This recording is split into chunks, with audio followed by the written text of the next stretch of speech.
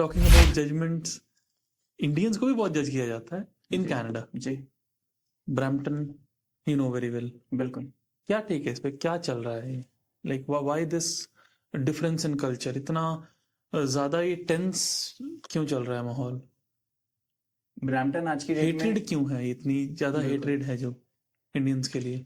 मेरे according Brampton आज की डेट में कोई भी नहीं आना चाहता है। ब्रैम्पटन एक ऐसा शहर बन रखा है जहाँ पे गोरे तो आपको दूरों दूरों तक नहीं मिलेंगे, कोसों दूर तक।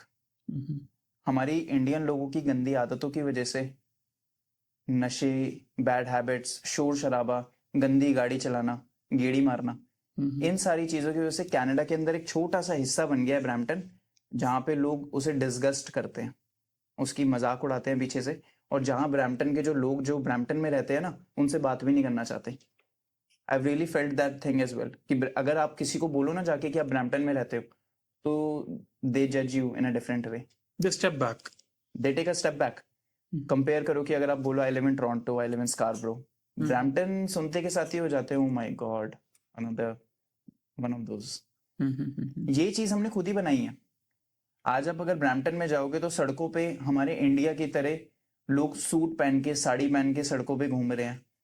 लोग इंडिया की जो दूधिया वाली साइकिल होती है उस पे कुर्ता पजामा पहन के घूम रहे हैं। पर वो चीज गलत तो नहीं है, उसको आप गलत कैसे कह सकते हो? गलत इसलिए है कि अगर तुम एक नई कंट्री में आए हो तो उस कंट्री को तुम्हें समझना चाहिए, उस कंट्री के बारे में सोचना चाहिए, उसे प्यार करना चाहिए।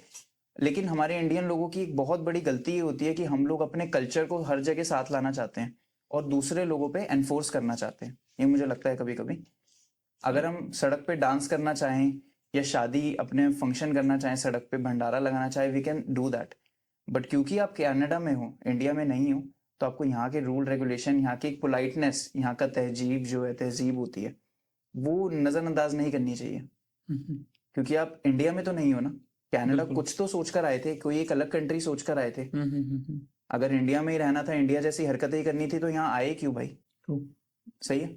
और जो लोग यहाँ पर आते हैं ब्रैम्पटन के अंदर, उनको देखकर फिर यही लगता है कि यार ये तो हम इंडिया ही आ गए वापस से, इंडिया की गंदी आदतें, हैबिट्स, ये सारी चीज़ें। So that's the main reason they just leave. और ये एक कल्चरल बहुत बड़ा डिफरेंस है बाकी की जगहों से और ब्रैम्पटन में। और मैं ऐसा नहीं कह रहा हूँ कि ब्रैम्पटन इज ऑल बैड। हर जगह की कोई अच्छी और एक गंदी चीज़ ज़रूर होती है, flip side to the coin.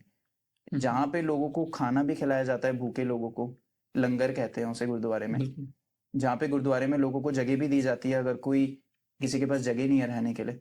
और जहाँ पे इतनी हमदर्द है लोग कि अगर कोई सड़क पे चल रही हो, कोई आंटी बहुत भारी बैग पकड़ के, तो उसको प्यार से घर भी छोड़कर आते हैं उसके गाड़ी में बैठा के। तो ये एक प्यार है उनका। लेकिन हर इंसान की कोई गलत चीजें भी होती है, जैसे शोर शराबा, बदतमीजी करना, डांस करना, लड़ाइयाँ करना, एक्सीडेंट करना, जिसकी वजह से हम लोग एक गलत डायरेक्शन में जा रहे हैं और पूरे इंडिया का नाम खराब होता है।